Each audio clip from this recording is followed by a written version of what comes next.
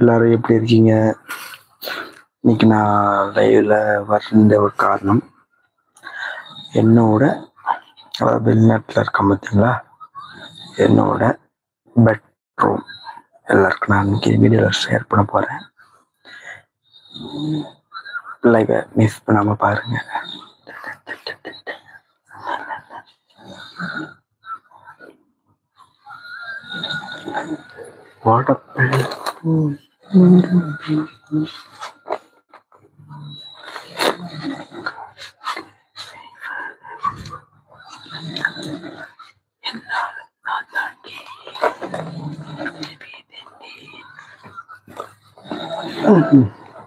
அதாவது எல்லா வெளிநாட்டில் வேலை பார்க்கறவங்களுக்கு அவங்களுக்குன்னு தனி பெட்ரூம் இருக்கும்